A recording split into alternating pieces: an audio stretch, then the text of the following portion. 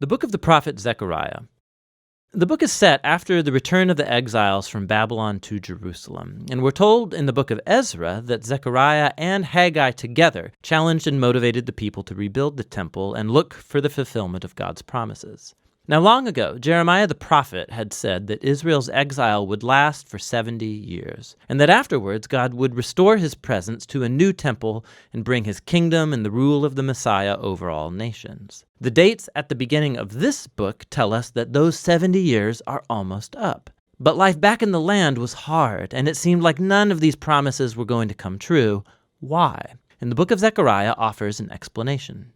It has a fairly clear design. There's an introduction which sets the tone for a large collection of Zechariah's dream visions, and that's concluded by chapters 7 and 8. And then this is followed by two more large collections of poetry and prophecy. Let's just dive in and see how the book works.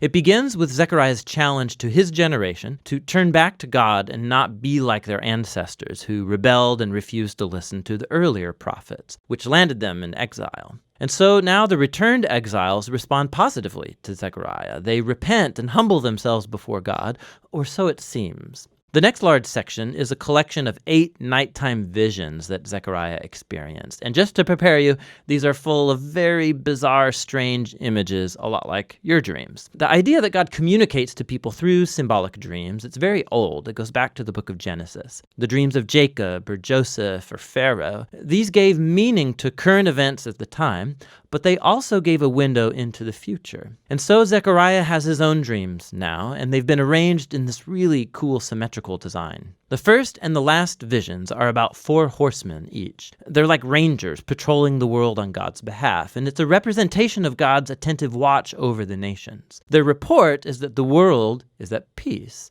And in Zechariah's day, this refers to how God raised up Persia to conquer Babylon and bring peace. And so the question now arises, the 70 years of Israel's exile are almost up. Is now the time for the Messianic kingdom in Jerusalem? And God responds by saying that he's determined to fulfill those promises, but he leaves the question of timing unanswered. The second and 7th visions are paired because they're both reflections on Israel's past sin that led up to the exile. So the second vision is about these horns that symbolize the nations that attacked and then scattered Israel, Assyria and Babylon. But then these horns or empires are themselves scattered by a group of blacksmiths, an image for Persia.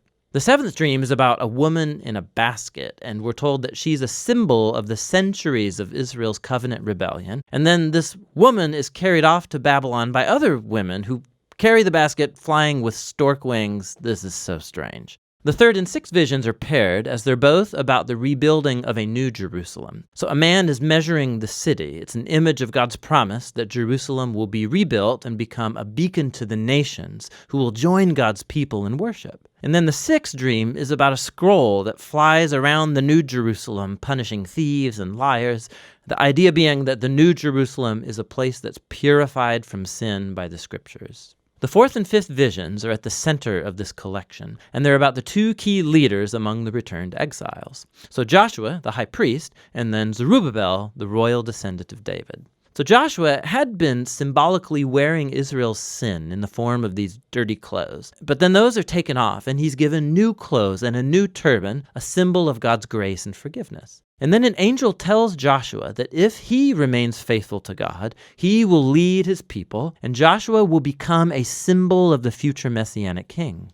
The other vision is about 2 olive trees that supply oil to this elaborate gold lamp, which itself is a symbol of God's watchful eye over his people. And these 2 trees symbolize the 2 anointed leaders, Joshua and then Zerubbabel, who's leading the temple rebuilding efforts. And God says that success will not come to this new temple if it's the result only of political maneuvering. Rather, these 2 leaders must be dependent upon the work of God's Spirit.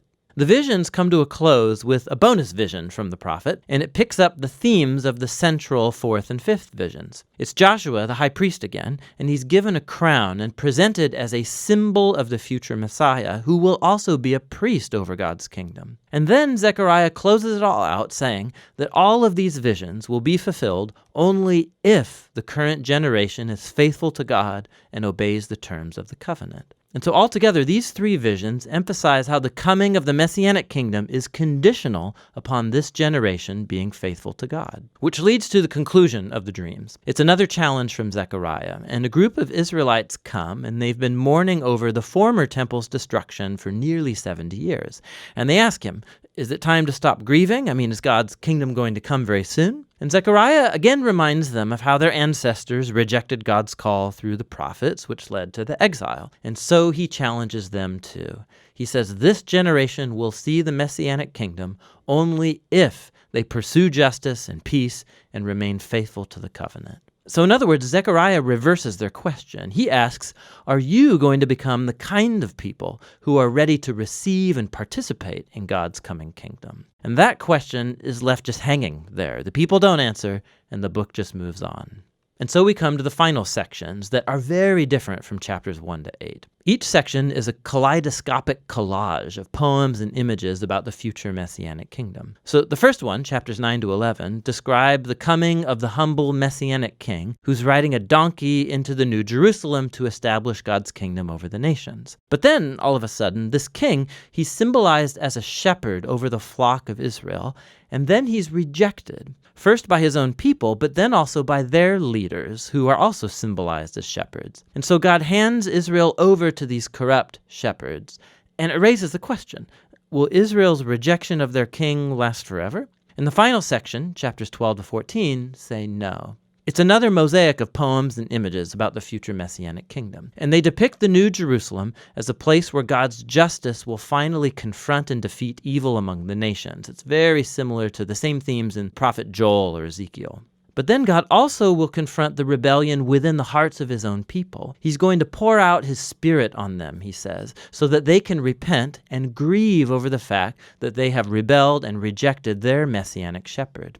The final chapter concludes with the New Jerusalem as the gathering point for all of the nations. And then this city becomes a new Garden of Eden, and there's a river of living water flowing out of the temple, bringing healing to all of creation, and that's how the book ends. And so Zechariah just leaves you to ponder the connection between chapters 1 through 8 and 9 to 14. And the point seems to be that this future Messianic kingdom of the book's second half will only come when God's people are faithful to the covenant, the point of the first half. Reading the book of Zechariah is a wild ride. These visions and poems are full of startling imagery, and they do not follow a linear flow of thought. And that's part of the point. It's like history and our lives. It doesn't always fit into neat, orderly patterns. But the prophets offer us glimpses of God's hand at work, guiding history towards his own purposes. And so ultimately, Zechariah invites us to look above the chaos and hope for the coming of God's kingdom, which should motivate faithfulness in the present.